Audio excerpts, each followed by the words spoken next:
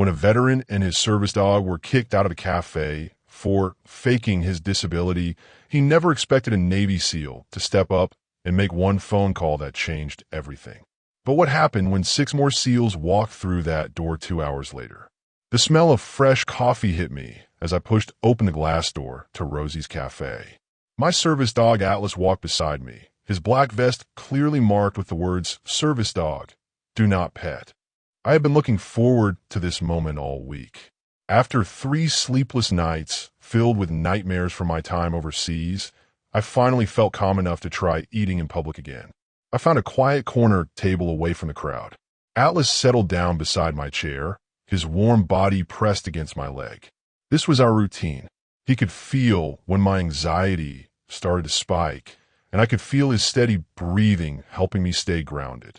The morning sun streamed through the window, and for the first time in days, I felt almost normal. The waitress came over with a bright smile. "Good morning. What can I get you started with?" she asked kindly. I ordered black coffee and scrambled eggs, keeping my voice steady even though my hand was shaking slightly. She didn't seem to notice Atlas at first, which was perfect.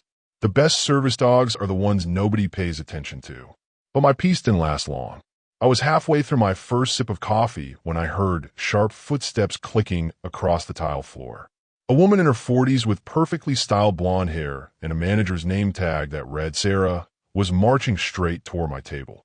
Her lips were pressed into a thin line, and her arms were crossed tightly across her chest. "Excuse me, sir," she said in a voice that could cut glass. "We don't allow pets in this establishment." My stomach dropped. This was the moment I had been dreading. I took a deep breath and looked up at her calmly. "Ma'am, this is Atlas. He's my service dog, not a pet. He's trained to help me with my disability." Sarah's eyes narrowed as she looked down at Atlas, who hadn't moved a muscle. He was trained to stay focused on me no matter what distractions happened around us. "I don't see any papers or certificates," she said, tapping her foot impatiently. I reached in my wallet and pulled out my veteran ID card along with Atlas's service dog identification. My hands were starting to shake more now, but I kept my voice steady. "Here's my military ID. I served 3 tours in Afghanistan. Atlas is trained to help me with PTSD, post-traumatic stress disorder." Sarah barely glanced at the cards before handing them back. "Look, I don't care what kind of papers you have. We have health codes to follow. No animals allowed inside, period." The words hit me like a punch to the gut. Other customers were starting to stare now. I could hear whispers from nearby tables. "Is that guy trying to sneak his dog inside? Why doesn't he just eat outside? That dog doesn't look blind." My breathing was getting faster. Atlas immediately sensed the change and gently placed his paw on my foot. This was one of his trained responses, deep pressure therapy, to help ground me when I started having a panic attack. But Sarah saw this and got even angrier. "See? That dog just put his dirty paw on you. This is exactly why we don't allow animals in here. It's unsanitary and against health regulations." I tried to explain, my voice getting quieter as more people turned to look. "Ma'am, he's performing a trained task. Service dogs are allowed everywhere by federal law. They're not pets, they're medical equipment." "Medical equipment?" Sarah laughed, but it wasn't a kind laugh. "That's the most ridiculous thing I've ever heard. You look perfectly fine to me. There's nothing wrong with you that I can see." Those words cut deeper than she could have known. How many times had I heard that before? "You look fine. It's all in your head. Just get over it." People couldn't see the invisible wounds that kept me awake at night, the memories that made crowds feel dangerous, the way my heart raced when I heard loud noises. "Invisible disabilities are still real disabilities," I said, my voice barely above a whisper now. "I have documentation from my doctor and the VA hospital." "The VA?" Sarah rolled her eyes. "Oh, here we go. Another one of those fake military guys looking for free handouts. I see this all the time. You probably bought that dog vest online and printed up some fake papers." The room felt like it was spinning. Other customers were openly staring now, and I could hear their judgmental whispers getting louder. My chest felt tight, and I was struggling to breathe normally. Atlas pressed closer against my leg, trying to help, but the noise and attention were overwhelming. "Please," I managed to say, "I just want to eat my breakfast in peace. I'm not bothering anyone." "Well, You're bothering me, Sarah snapped. And you're bothering my other customers. Look around. Everyone's staring because you brought an animal into a restaurant. This is disrupting my business. She was right that people were staring, but it wasn't because of Atlas. It was because she was making a scene. Atlas had been perfectly behaved, lying quietly beside my chair without making a sound or bothering anyone. I'm going to ask you one more time nicely, Sarah continued, her voice getting louder. Remove that animal from my restaurant immediately, or I'll have to call the police and have you both removed. My vision was starting to blur around the edges. This was exactly the kind of situation that triggered my worst symptoms. Being confronted, being accused of lying, having everyone stare at me. It brought back too many memories of being questioned and doubted by people who didn't understand what I'd been through. Atlas was doing his best to help, but I could feel a full panic attack coming on. My hand was shaking so badly now that I couldn't hold my coffee cup. Sweat was beading on my forehead despite the cool morning air. Just when I thought I would have to give up and leave, I heard a different kind of footsteps approaching from behind me. These weren't the sharp clicks of Sarah's heels. These were heavy, steady boots that moved with purpose and confidence. The footsteps stopped right behind my chair, and I heard a deep, gravelly voice that carried the kind of authority you only get from years of leading people in dangerous situations. Ma'am, I couldn't help but overhear your conversation with this young man. I turned around to see a man in his early 50s with silver gray hair and shoulders that looked like they could carry the weight of the world. He was wearing a simple black t-shirt and jeans, but something about the way he stood told me he wasn't just any regular customer. His eyes were the kind of sharp blue that seemed to see everything at once. Sarah turned toward him with the same annoyed expression she'd been giving me. Sir, this doesn't concern you. I'm handling a situation with this customer who brought an unauthorized pet into my restaurant. The man's expression didn't change, but I saw his jaw tighten slightly. Actually, ma'am, it does concern me. My name is Marcus, and I'm also a veteran. What you're looking at there is a legitimate service dog performing his job. He stepped around to where Sarah could see him better, and I noticed he was carrying himself like someone who had spent a lot of years in the military. His posture was perfect, his movements were controlled, and when he spoke, every word was clear and deliberate. That young man is protected by federal law. Marcus continued calmly. The Americans with Disabilities Act specifically allows service dogs in all public accommodations, including restaurants. You cannot legally ask him to leave because of his service animal. Sarah's face was getting red now. Oh, great. Another one. Let me guess, you have a fake service dog too? Is this some kind of military scam you guys run together? Marcus reached into his back pocket and pulled out a worn leather wallet.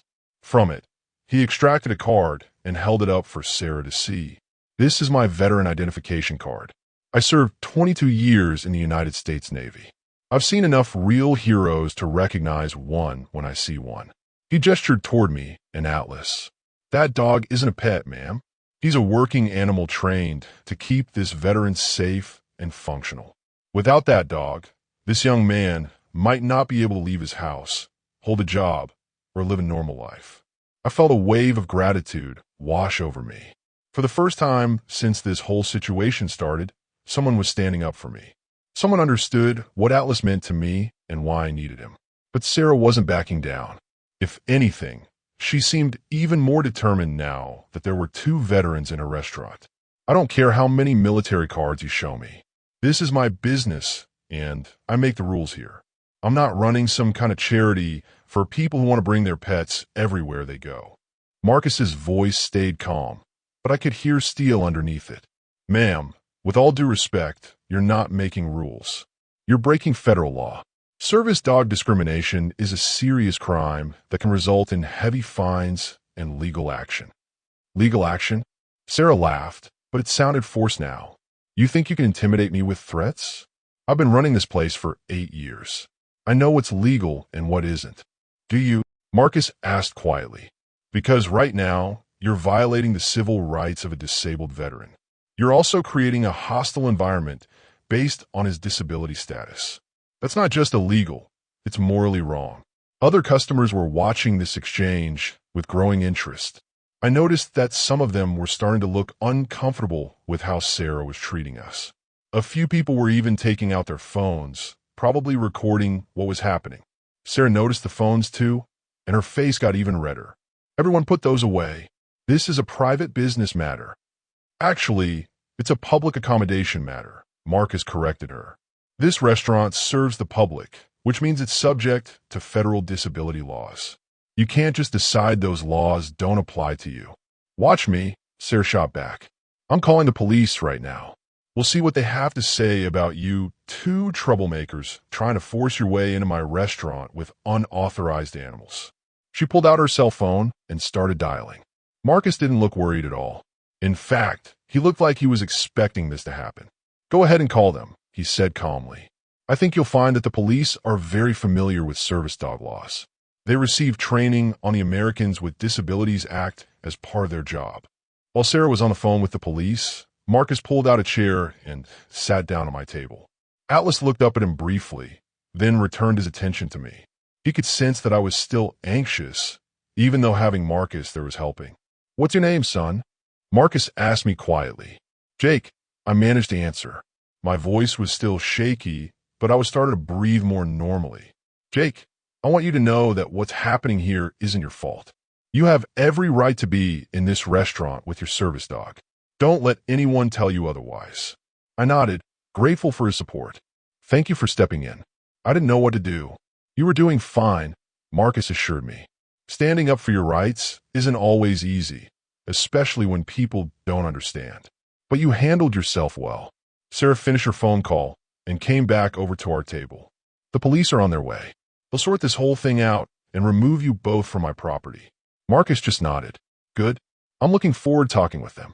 Something about the way he said that made me think he wasn't worried about the police at all. In fact, he seemed almost pleased that they were coming. There was something else too. I noticed he kept glancing at his phone like he was waiting for something. The next few minutes felt like hours. The other customers were trying to pretend they weren't watching us, but I could feel their eyes on us. Atlas stayed pressed against my leg, providing the steady comfort I needed to keep from having a complete breakdown. Finally, I heard sirens in the distance, getting closer. Sarah smoothed down her hair and put on what I guessed was supposed to be her professional face. Marcus just sat there calmly, occasionally checking his phone. Two police officers walked through the front door. One was a middle-aged white man with sergeant stripes on his uniform. The other was a younger Hispanic woman who looked like she took her job very seriously. Both of them surveyed the scene quickly, their eyes taking in me, Atlas, Marcus, and the obviously agitated Sarah. I'm Sergeant Jenkins, the older officer said. We got a call about a disturbance involving service animals. Can someone tell me what's going on here? Sarah immediately launched into her version of events, talking fast and waving her hand around. These two men are trying to force their way into my restaurant with unauthorized pets. They're claiming they're service dogs, but I think they're just regular pets with fake vests. They're disrupting my business and harassing my staff. Sergeant Jenkins listened patiently, then turned to Marcus and me. Gentlemen, would you like to tell me your side of the story? Before either of us could answer, Marcus's phone buzzed. He glanced at it, and for the first time since this whole thing started, he smiled slightly. Actually, officer, I think we're about to have some additional witnesses arrive. Marcus put his phone back in his pocket, but not before I caught a glimpse of something that made my blood run cold. The screen showed a text message with just 2 words. En route. 2 minutes. Sergeant Jenkins stepped closer to our table, his partner Officer Martinez right behind him. Sir, can you show me your service dog documentation? He asked me in a respectful tone that was completely different from how Sarah had been talking to me. I pulled out my wallet again, hand still trembling slightly. Here's my veteran ID and Atlas's service dog certification from the VA hospital. I also handed him a letter from my doctor explaining my PTSD diagnosis and need for a psychiatric service dog. Officer Martinez knelt down to Atlas's level, careful not to touch him. Beautiful dog. German Shepherd mix? She asked. Yes, ma'am. He's trained to detect panic attacks and perform deep pressure therapy when I have episodes. My voice was getting steadier now that the officers were treating me with respect. Sergeant Jenkins examined my paperwork carefully. Everything looks legitimate here. This dog is clearly a working service animal. He turned to Sarah with a serious expression. Ma'am, this gentleman has every legal right to be in your establishment with his service dog. Sarah's face turned an even deeper shade of red. But he's disrupting my other customers. Look around. Everyone's staring and whispering. This is bad for business. The only disruption I see is you refusing service to a disabled veteran, Officer Martinez said firmly. That's actually a federal crime under the Americans with Disabilities Act. Marcus leaned back in his chair, checking his phone again. There was something about his calm confidence that made me think he knew something the rest of U.S. didn't. When he caught me looking, he gave me a small nod that somehow made me feel safer. Officers, I've been in the restaurant business for 8 years, Sarah protested. I know the health codes. Dogs carry germs and diseases. What if other customers get sick? Service dogs are specifically exempt from health codes, Sergeant Jenkins explained patiently. They're considered medical equipment, not pets. They're trained to be cleaner and better behaved than most humans. As if to prove his point, Atlas hadn't moved from his position beside my chair. He wasn't begging for food, wasn't bothering other customers, wasn't even looking around the room.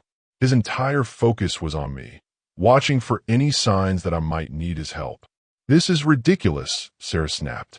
I'm not going to let some fake soldier with a fake dog ruin my business reputation. The words fake soldier hit me like a physical blow. Marcus's expression went dark, and both police officers stiffened. Officer Martinez stepped forward, her hand resting on a radio. Ma'am, I'm going to need you to be very careful about what you say next, she warned. Accusing a veteran of stolen valor is a serious allegation. Sarah wasn't backing down, though. How do I know he's really military? Anyone can buy a uniform and fake ID online these days. And that dog probably isn't even trained. I bet he just bought that vest on the internet. I felt my chest getting tight again. This was exactly the kind of confrontation that triggered my worst PTSD symptoms. Being accused of lying about my service, having my integrity questioned, it brought back memories of coming home and having people doubt what I'd been through overseas. Atlas immediately sensed my rising anxiety and pressed his warm body against my leg. His weight and steady breathing helped ground me, but I could feel a panic attack building despite his efforts. Marcus stood up slowly, his movements controlled and deliberate. Ma'am, you just made a very serious mistake, he said in a voice so quiet it was almost a whisper. You're now questioning this man's military service and his integrity as a veteran.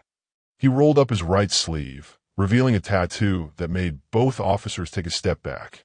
It was a golden eagle clutching an anchor, trident, and flintlock pistol, the Navy SEAL Trident. Below were the words, "The only easy day was yesterday." I've served alongside heroes for over 2 decades, Marcus continued. I've seen men and women sacrifice everything for this country, and I will not stand here and listen to you disrespect one of them. Sarah's eyes widened as she stared at the tattoo. Even she seemed to understand the significance of what she was seeing. Navy SEALs were elite warriors, the best of the best. This wasn't just any veteran standing in a restaurant. I didn't know, she stammered. You didn't know because you didn't care enough to find out, Marcus replied. You made assumptions and accusations without bothering to learn the truth. Sergeant Jenkins was studying Marcus with new interest. SEAL team, he asked quietly. Team 6, Marcus answered. Retired Master Chief Petty Officer Marcus Rodriguez. The room went completely silent. Even the other customers had stopped their conversations to listen. Team 6 was legendary, the most elite counterterrorism unit in the world. These were the people who took on the most dangerous missions that nobody else could handle. Officer Martinez looked impressed. My brother served in the Navy. He always said SEALs were something special. We're all something special, Marcus said, gesturing toward me. Every person who puts on a uniform and serves their country deserves respect and dignity, not accusations and harassment. Sarah was looking increasingly uncomfortable now. She glanced around the restaurant, probably noticing that several customers were recording the interaction on their phones. This was not going to be good for her business reputation. Look, maybe I was a little hasty, she said, trying to backtrack. But you have to understand my position. I have to protect my business and my other customers. Your other customers seem fine, Officer Martinez observed. The only person causing a disturbance here is you. Marcus checked his phone one more time, and this time he actually smiled. Officers, I think we're about to have some additional witnesses to this situation. Before anyone could ask what he meant, the bell above the front door chimed. 6 men in civilian clothes walked into the restaurant, but even in jeans and t-shirts, they moved with the same controlled precision as Marcus. Their eyes swept the room, taking in every detail, assessing the situation in seconds. The man in front was tall and lean with dark hair and cold gray eyes. He walked straight to our table with the confidence of someone used to being in charge of life and death situations. Master Chief Rodriguez, he said, giving Marcus a respectful nod. We got your message. Sarah's mouth fell open as she realized that Marcus hadn't just been making idle threats. He had actually called for backup, and that backup had just walked through her door. Gentlemen, Marcus said, standing to greet the newcomers. I'd like you to meet Jake, a fellow veteran who's been having some trouble getting the respect he deserves. The leader of the group turned to look at me, and I felt like I was being evaluated by someone who could see right through me. After a moment, his expression softened slightly. Marine, he asked, noticing something in my posture or bearing that identified my branch of service. Yes, sir. 3 tours in Afghanistan. I answered, trying to keep my voice steady. He nodded approvingly. Semper Fi, Marine. I'm Commander Jake Thompson, Navy SEALs. We heard you were having some issues with discrimination. Sarah was now looking around the room desperately, probably wondering how a simple complaint about a dog had turned into a meeting of elite military personnel in a restaurant. I think there's been a misunderstanding, she said weakly. Oh, I don't think there's any misunderstanding at all, Commander Thompson replied, his voice carrying the kind of authority that made people listen whether they wanted to or not. Commander Thompson's gray eyes swept across the restaurant, taking in every detail like he was assessing a battlefield. The 5 other SEALs spread out casually, but I could tell they were positioning themselves strategically around the room. This wasn't just a social visit. Ma'am, are you the manager of this establishment? Commander Thompson asked Sarah, his voice perfectly polite but somehow terrifying at the same time.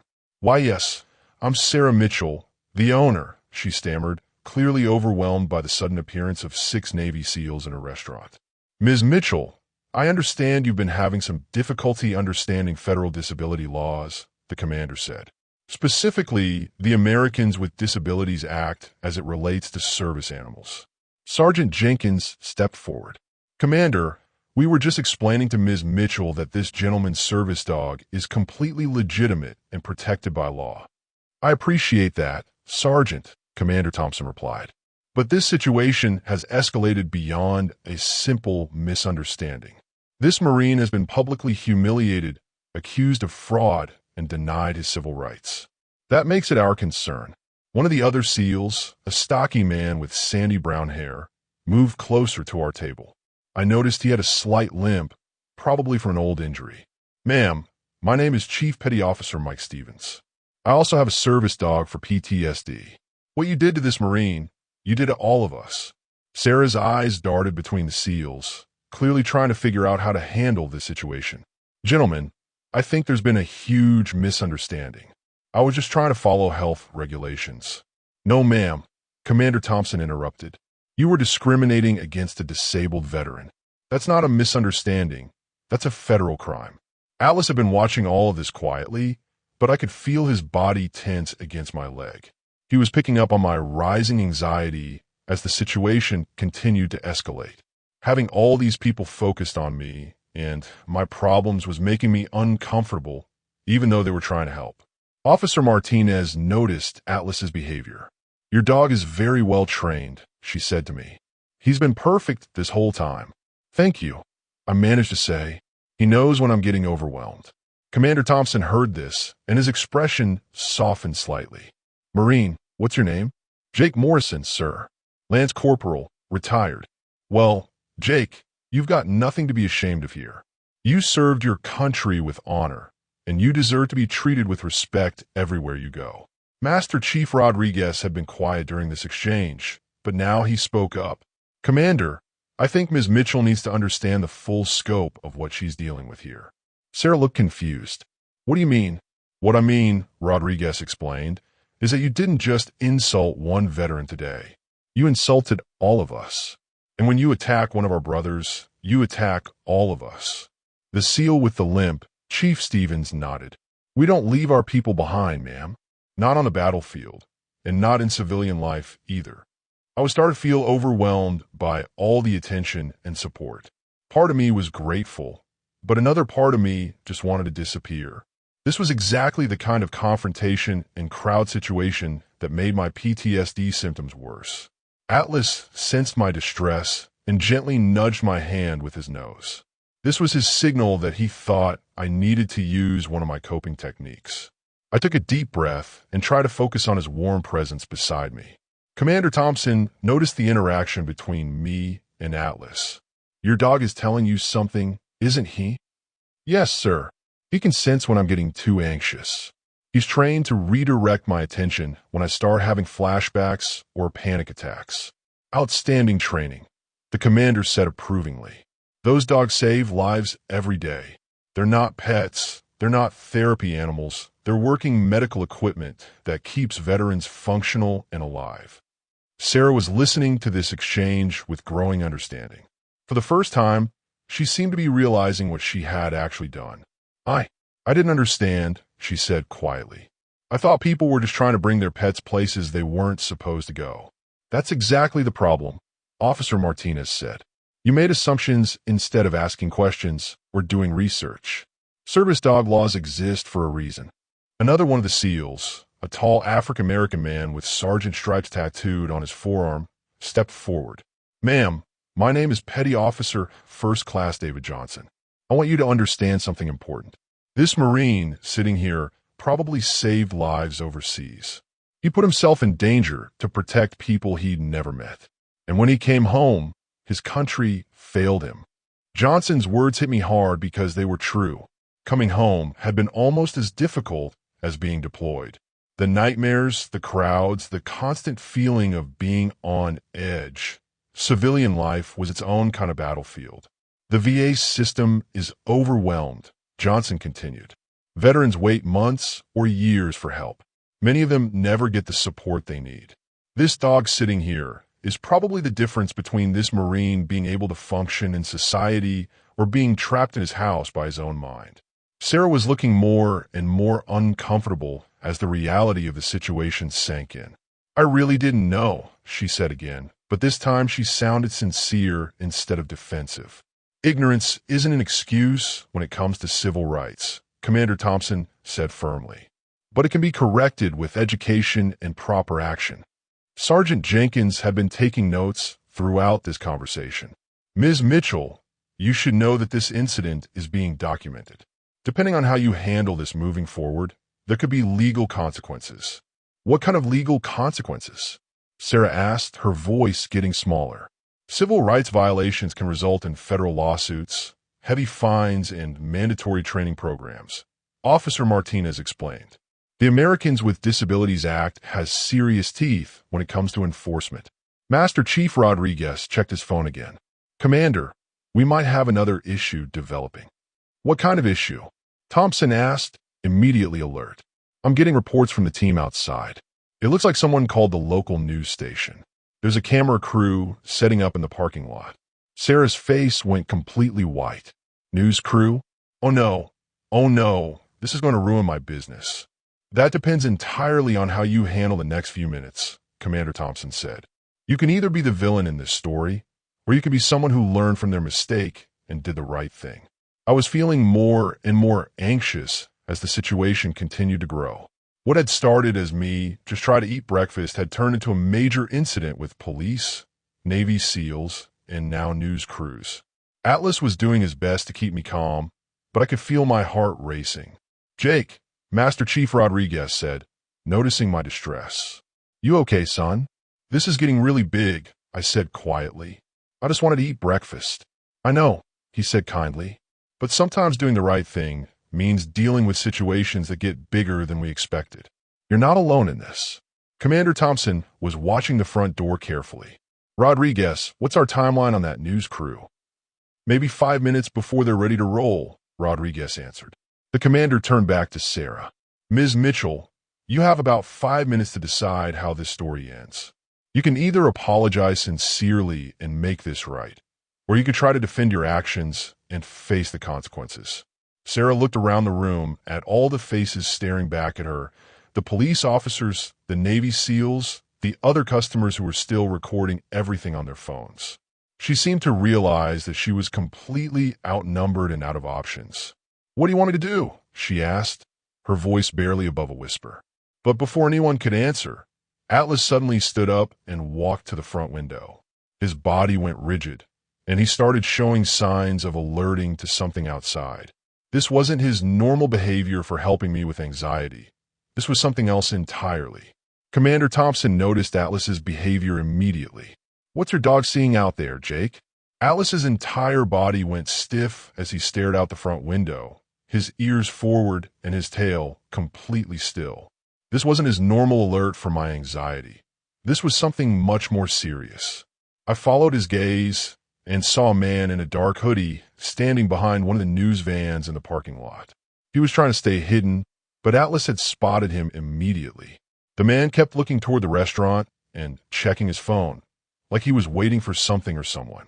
Commander, I said quietly, Atlas is trained for more than just PTSD. He also does security work. When he alerts like this, it means he's detected a potential threat. Commander Thompson was beside me in an instant, his trained eyes scanning the parking lot. Where? He asked, his voice completely changed from the calm tone he'd been using with Sarah. Behind the white news van, guy in the dark hoodie. He's been watching the restaurant for the past few minutes. The other SEALs immediately moved into position without being told. Chief Stevens casually walked to the back door, while Petty Officer Johnson positioned himself near the front entrance. The other three spread out to cover different windows. They did this so smoothly that most of the customers didn't even notice.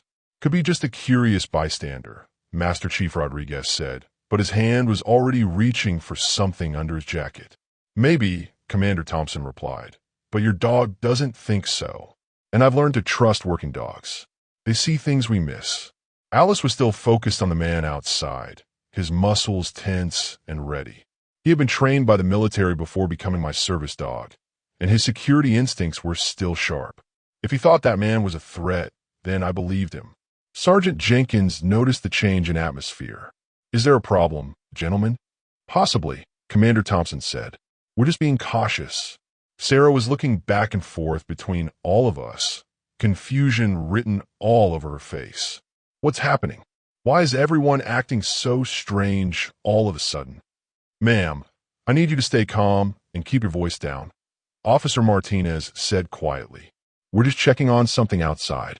The man in the hoodie was still there, but now he was talking on his phone. Even from inside the restaurant, I could see that he was getting agitated about something. He kept gesturing toward the building and checking his watch. This doesn't feel right, I said to Commander Thompson. Why would someone be hiding behind a news van watching us? Good question, the commander replied. Rodriguez, can you get a better view from the side window?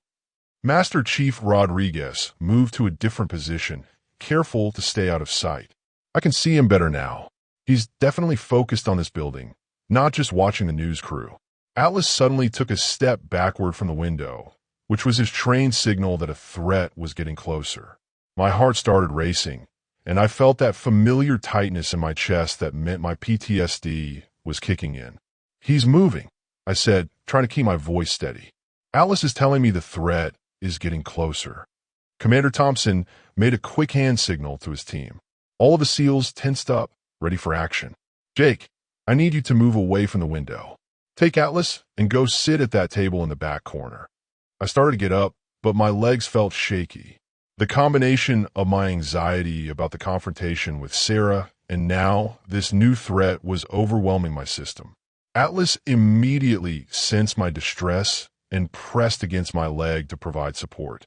I've got you, Master Chief Rodriguez said, helping me to the back table. Just breathe, son. We're going to handle this.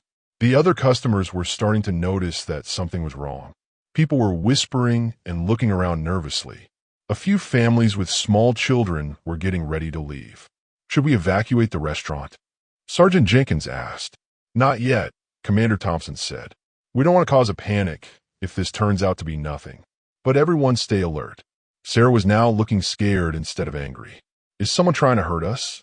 Is this because of what happened with the service dog? We don't know yet, Officer Martinez said, but we're prepared for anything. The man in the hoodie was now walking toward the front door of the restaurant. He had his hands in his pockets and kept looking around like he was checking to make sure no one was watching him. But we were all watching him. He's coming in. Chief Stevens reported from his position near the back door. Should I intercept? Negative, Commander Thompson said. Let him come in. We need to see what he wants. Atlas was now fully alert, his attention focused on the front door. His training was telling him that danger was approaching, and he was ready to protect me if necessary. I could feel his muscles tensing under his vest. The front door opened, and the man in the hoodie stepped inside. He was young, maybe in his 20s, with angry eyes and a scraggly beard. He looked around the restaurant until his gaze landed on our group in the back. Which one of you is Jake Morrison? He asked in a loud voice that made everyone in the restaurant turn to look. My blood ran cold. How did this stranger know my name? I hadn't told anyone my full name except Commander Thompson and the police officers. And why was he looking for me specifically? Commander Thompson stepped forward, placing himself between the stranger and me. Who's asking? I'm asking, the young man said, his voice getting louder and more aggressive. I heard on the police scanner that there was some kind of incident here involving a fake veteran with a fake service dog. I came to see for myself. And you are? Sergeant Jenkins asked, his hand moving toward his radio. Danny Patterson. And I'm here to tell you that this whole thing is a scam. That guy isn't a real veteran, and that dog isn't a real service dog. I know because I've been watching him for weeks. The words hit me like a punch to the stomach. Someone had been watching me? Following me? My breathing became shallow and fast, and I felt like the room was spinning. Atlas immediately went into action, positioning himself between me and Danny while also providing the deep pressure therapy I needed. His warm weight against my leg helped ground me, but I could still feel a panic attack building. Weeks? Commander Thompson asked, his voice deadly calm. You've been stalking this Marine for weeks? I haven't been stalking anyone, Danny shot back. I've been investigating. There are too many people faking disabilities these days, taking advantage of the system. Someone needs to expose them. Master Chief Rodriguez moved closer to Danny, his expression dangerous. Son, you just made a very serious accusation against a decorated veteran. I hope you have proof to back that up. Danny pulled out his phone and started scrolling through photos. I've got pictures of him walking his dog in the park without the service vest. I've got video of him at the grocery store acting perfectly normal. If he's so disabled, why can he do all these normal things? I felt tears starting to form in my eyes. This was my worst nightmare, being stalked and having my privacy violated by someone who didn't understand invisible disabilities. People like Danny thought that if you could walk or talk or function at all, then you weren't really disabled. You don't understand, I said, my voice barely above a whisper. PTSD isn't visible. Just because I can grocery shop doesn't mean I'm not disabled. PTSD. Danny laughed, but it wasn't a kind laugh. Right. The convenient excuse that everyone uses these days. You look fine to me. That's when something inside Commander Thompson seemed to snap. His calm demeanor disappeared, and he took a step toward Danny that made the younger man back up toward the door. Son, the commander said in a voice that could freeze blood, you just made the biggest mistake of your life. Commander Thompson's gray eyes turned to ice as he stared down Danny Patterson. The temperature in the restaurant seemed to drop 20 degrees as every SEAL in the room shifted into combat mode without making a sound. You've been stalking a disabled veteran for weeks, the commander said, each word precise and cutting. Taking pictures without his permission, violating his privacy, following him to public places. Do you have any idea what you just confessed to? Danny's face went pale as he realized he might have said too much. I wasn't stalking anyone. I was just investigating fraud. Investigating? Master Chief Rodriguez stepped forward, his 22 years of military experience evident in every movement. What gives you the right to investigate anyone? Are you a police officer? A federal agent? A doctor qualified to diagnose PTSD? I'm a concerned citizen, Danny stammered, but his confidence was fading fast. You're a criminal, Officer Martinez said, pulling out her handcuffs. What you described is harassment, stalking, and invasion of privacy, all of which are serious crimes. I was struggling to breathe normally as the reality of the situation hit me. Someone had been watching me, following me, taking pictures of me without my knowledge. All the times I'd felt like someone was watching me, I'd thought it was just my PTSD making me paranoid. But I'd been right. Atlas sensed my rising panic and immediately began deep pressure therapy, leaning his full weight against my legs. His warmth and steady breathing helped anchor me to the present moment, but I could still feel my heart racing. "Jake," Commander Thompson said, his voice gentler now as he addressed me. "Are you okay? Do you need medical attention?" I can't believe someone was watching me," I managed to say between shaky breaths. "I thought I was being paranoid." "You weren't being paranoid," Chief Stevens said firmly. "Your instincts were correct. That's your military training working properly." Danny was looking around the room desperately, probably realizing that he was outnumbered and in serious trouble. "Look, I didn't mean any harm. I just think there's too much fraud in the veteran community these days." "Fraud?" Petty Officer Johnson's voice was like steel. "You want to talk about fraud? Let me tell you about real fraud. Real fraud is someone who never served, questioning the sacrifices of those who did." "I support the troops," Danny protested weakly. "No, you don't," Commander Thompson said. "If you supported the troops, you'd respect their service and their struggles. You wouldn't stalk them and harass them and try to humiliate them in public." Sergeant Jenkins was taking notes, while Officer Martinez prepared to arrest Danny. "Mr. Patterson, you have the right to remain silent. Anything you say can and will be used against you in a court of law." "Wait," Danny said, panic creeping into his voice. "I can prove he's faking. Look at these pictures." He held up his phone, showing photos he'd taken of me at various places around town. There were pictures of me walking Atlas in the park, shopping at the grocery store, even sitting on a bench reading a book. All perfectly normal activities that proved absolutely nothing about my disability status. "Those pictures prove nothing except that you've been stalking him," Master Chief Rodriguez said. "Having PTSD doesn't mean you can't leave your house. It doesn't mean you can't walk your dog or buy groceries." "But he looks normal in all of them," Danny insisted. "That's because PTSD is an invisible disability," Officer Martinez explained as she continued reading Danny's rights. "Mental health conditions don't show up in photographs." Sarah, who had been watching this whole scene unfold, finally spoke up. "I'm starting to understand why I was so wrong earlier. I was looking for visible signs of disability too, wasn't I?" "Yes, you were," Commander Thompson said, "and that's a common mistake. But the difference is that you're willing to learn. This young man is not." Atlas was still providing pressure therapy, but I could feel my panic attack slowly subsiding. Having the SEALs handle the situation was helping me feel safer, even though I was still shaken by the revelation that I'd been stalked. "How long has this been going on?" I asked Danny, my voice getting stronger. "A few weeks," he admitted. "I first saw you at the VA hospital and thought you looked too young and healthy to be disabled. So I started following you to see if you were really using that dog for medical reasons." "You followed him from the VA hospital?" Chief Stevens asked, his voice dangerous. "That's federal property. You committed a federal crime." Danny's face went white as he realized the implications. "I didn't know that was illegal. Ignorance of the law is not a defense," Officer Martinez said, finishing the arrest procedure. "You're under arrest for stalking, harassment, and invasion of privacy." As she led Danny toward the door, he looked back at me one more time. "I still think you're faking it. Real veterans don't need emotional support dogs." That comment made every SEAL in the room tense up like they were about to spring into action. Commander Thompson held up a hand to keep them calm, but his expression showed exactly what he thought of Danny's statement. "Son," the commander said, his voice carrying 20 years of combat experience, I've lost more good men to PTSD and suicide than I lost in actual combat. Mental health injuries are just as real and just as serious as physical ones. Maybe more so, because they're harder to treat and people like you make them worse.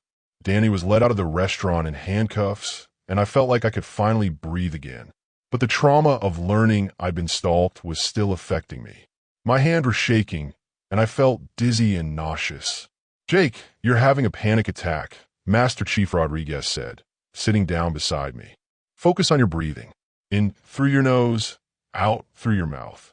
Atlas had moved to lie across my feet, providing maximum pressure therapy. His steady presence helped me focus on Rodriguez's breathing instructions instead of the overwhelming thoughts racing through my mind.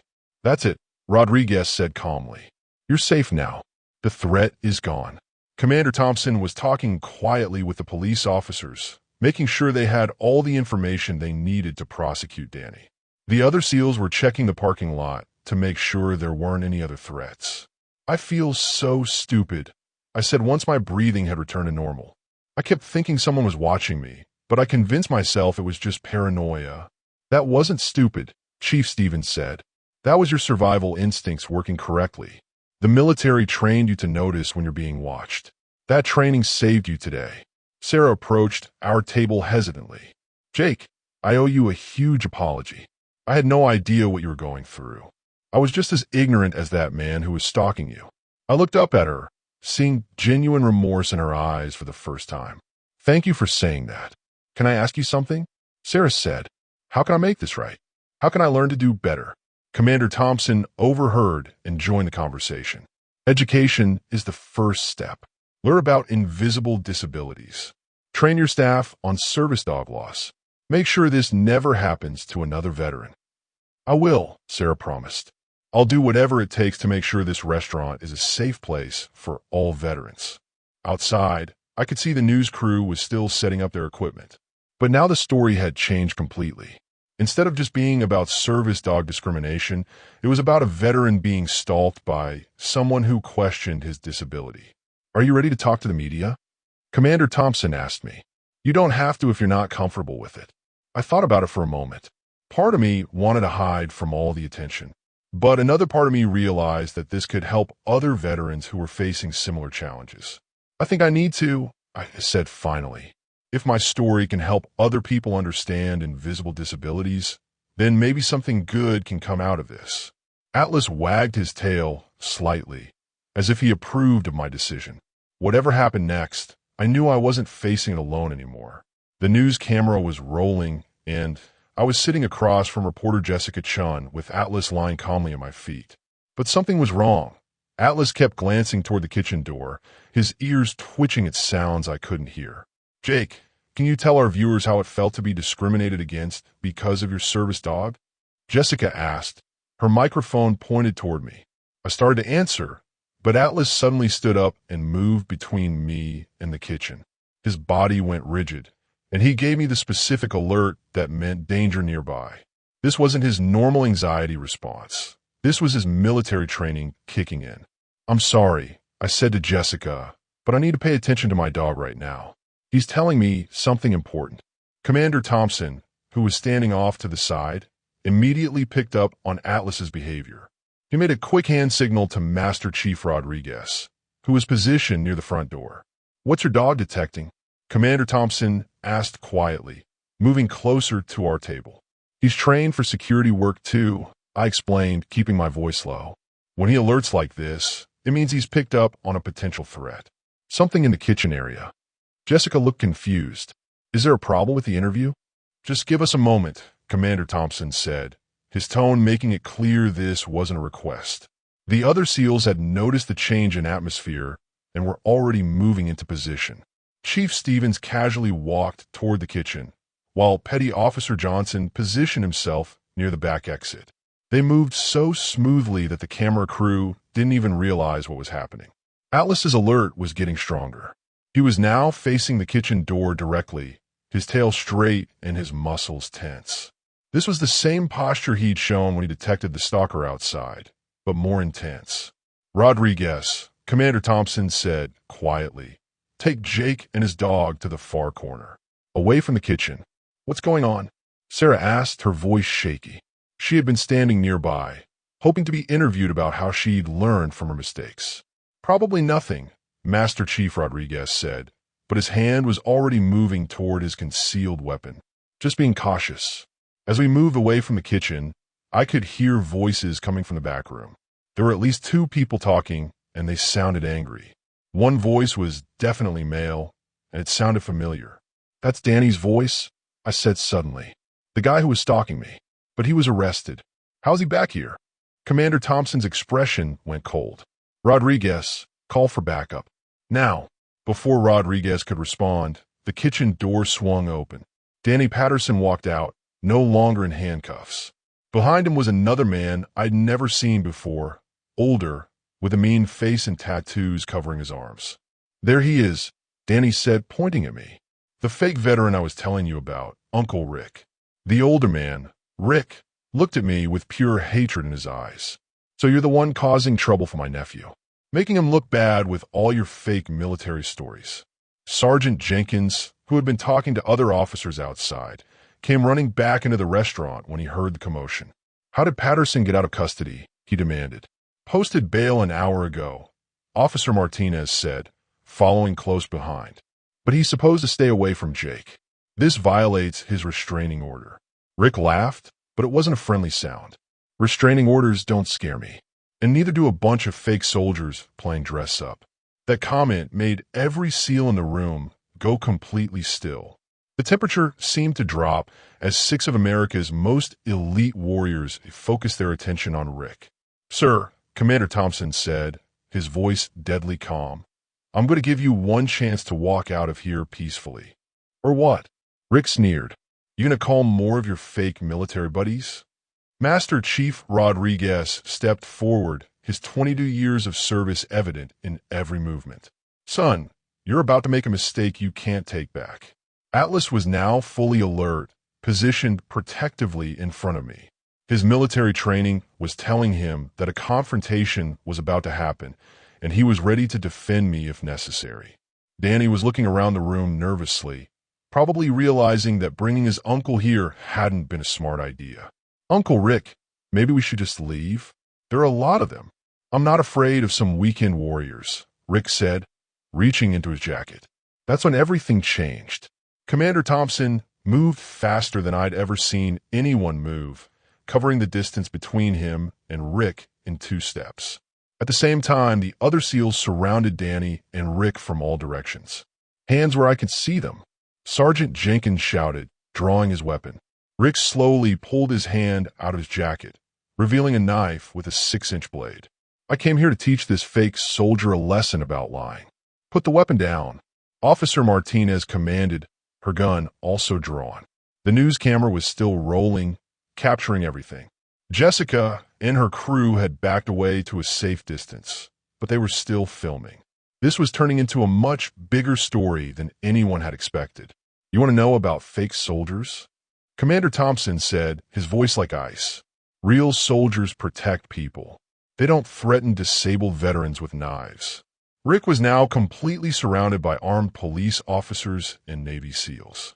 He looked around wildly, probably realizing that he was outnumbered and outgunned. This isn't over, he said, but his voice was shaking now. Yes, it is, Master Chief Rodriguez replied. Drop the knife and get on the ground. Atlas was still alert, but he had moved slightly behind me, which meant he sensed the immediate danger was being controlled. His training told him to protect me, but also to stay out of the way when professionals were handling a threat. The standoff lasted only a few more seconds before Rick dropped the knife and raised his hands. Officer Martinez and Sergeant Jenkins moved in quickly to arrest both Rick and Danny again. 2 arrests in one day. Danny said miserably as the handcuffs went back on. Should have stayed home, Chief Stevens commented. As Rick and Danny were led away for the second time, I realized my hand was shaking again. The combination of the morning's discrimination, learning I'd been stalked, and now being threatened with a weapon was overwhelming my system. Atlas immediately sensed my distress and began deep pressure therapy, leaning his full weight against my legs. His steady breathing and warm presence helped ground me, but I could feel tears starting to form in my eyes. "Jake," Commander Thompson said, sitting down beside me, "you did great. Your dog detected the threat before any of us knew there was a problem." "I just wanted to eat breakfast," I said, my voice breaking slightly. "I know," he replied, "but sometimes standing up for what's right leads to bigger things. You helped expose discrimination, caught a stalker, and now you've helped prevent someone from getting hurt with that knife." Jessica approached us carefully, her camera crew following at a respectful distance. "Jake, if you're willing, I think our viewers need to hear what really happened here today." I looked around the restaurant at all the people who had stood up for me, the police officers, the Navy SEALs, even Sarah who had learned from her mistakes. Atlas wagged his tail slightly, as if he was encouraging me to tell our story. "Okay," I said finally. "Let's do this." The bright lights from the news camera felt overwhelming, but Atlas pressed closer to my leg, reminding me that I wasn't alone. Commander Thompson sat beside me, while Master Chief Rodriguez and the other SEALs stood nearby like protective guardians. "Jake, this morning started with discrimination against your service dog, but it became something much bigger," Jessica said, her voice gentle but professional. "Can you tell us what this day has meant to you?" I took a deep breath, feeling Atlas's steady warmth against my leg. "This morning, I just wanted to eat breakfast like any normal person.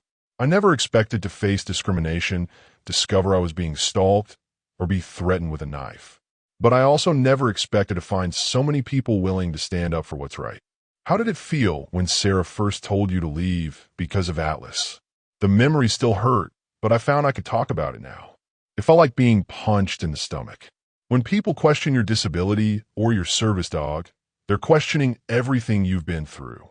They're saying your struggles aren't real. Commander Thompson leaned forward slightly. "What people don't understand is that invisible disabilities are often the hardest ones to live with. Jake's service dog isn't just a companion. Atlas is medical equipment that keeps Jake functional and alive." Sarah stepped into view of the camera, her face showing genuine remorse. "I was completely wrong this morning. I made assumptions based on ignorance. I thought I knew what disability looked like, but I was discriminating against a hero who served our country. What would you say to other business owners who might face similar situations?" Jessica asked Sarah. "Educate yourself," Sarah said firmly. "Learn the laws about service dogs. Understand that disabilities aren't always visible. And treat every customer with respect and dignity, especially our veterans who sacrificed so much." I felt proud of Sarah for admitting her mistakes publicly. It took courage to face a camera and admit you were wrong in front of thousands of viewers. "Jake," Jessica continued, "finding out you were being stalked must have been terrifying." "It was," I admitted. "For weeks, I thought I was being paranoid when I felt like someone was watching me. But my military training and Atlas's alerts were telling me something was wrong. I just didn't trust my own instincts." Master Chief Rodriguez spoke up. "That's common with PTSD. Veterans often second-guess their survival instincts. But Jake's instincts were correct. His training saved him today." And then Rick Patterson showed up with a knife.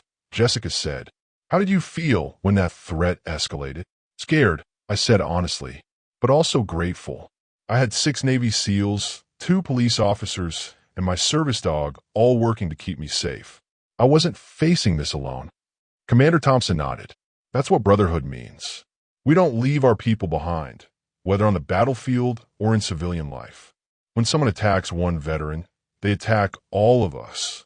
"What message do you want to send to other veterans who might be watching?" Jessica asked. I thought carefully about my answer. Don't give up. Don't let people make you feel ashamed of your disabilities or your service dog. You earn the right to be treated with respect. And there are people out there who will stand up for you when you need it most. Atlas has been incredible throughout this entire ordeal, Jessica observed. Can you tell us about his training? Atlas is trained for both psychiatric service work and security, I explained, stroking his head gently. He can detect panic attacks before they happen, provide deep pressure therapy, and alert me to potential threats. Today, he detected both the stalker outside and the danger in the kitchen before any of us knew there was a problem. Atlas wagged his tail, slightly at the attention, but kept his focus on me. Even during the interview, he was monitoring my stress levels and ready to provide help if needed. Chief Rodriguez, as a veteran with over 20 years of service, what would you like people to understand about veterans with PTSD? Rodriguez's expression was serious as he answered. PTSD isn't a sign of weakness. It's a normal response to abnormal situations. These veterans face combat, explosions, and life-or-death decisions that most people can't imagine. Coming home and readjusting to civilian life is its own kind of battle. And service dogs play a crucial role in that battle, Commander Thompson added. These dogs are trained professionals, just like the veterans they serve. They're not pets or emotional support animals. They're highly skilled medical equipment. Jessica turned back to me. Jake, how has today changed you? It's shown me that standing up for yourself is worth it, even when it's scary, I said. It's also shown me that there are good people everywhere who will do the right thing when they understand the truth. What happens now? Now I keep living my life, I said, feeling stronger than I'd all day. I'll keep working with Atlas, keep going to therapy, and keep being proud of my service. And hopefully, our story will help other people understand that invisible disabilities are real and that veterans deserve respect and support. Commander Thompson handed me a business card. Jake, you ever need anything at all, you call me. The SEAL community takes care of our own, and that includes our brother Marines. As the interview wrapped up, I realized that what had started as the worst day I'd had in months had turned into something positive. The discrimination and threats were terrible, but they had also brought out the best in people. Sarah approached as the cameras stopped rolling. Jake, your breakfast is on the house today, and every day you want to come here. This restaurant will always be a safe place for you and Atlas. Other customers who had witnessed everything came over to shake my hand and thank me for my service. Several people said they had learned something important about disabilities and service dogs. As we prepared to leave, Atlas walked proudly beside me, his tail wagging. He had done his job perfectly today, protecting me, alerting to threats, and helping me through multiple panic attacks. You ready to go home, buddy? I asked him. He looked up at me with his intelligent brown eyes and wagged his tail harder. We had both survived a difficult day, but we had also made a difference. Sometimes that's all you can ask for. Commander Thompson and the other SEALs walked us to my car, making sure we got there safely. As I drove away from Rosie's Cafe, I felt something I hadn't felt in a long time. Hope. Maybe tomorrow would be better. And if it wasn't, I knew I had Atlas by my side and a brotherhood of warriors who had my back.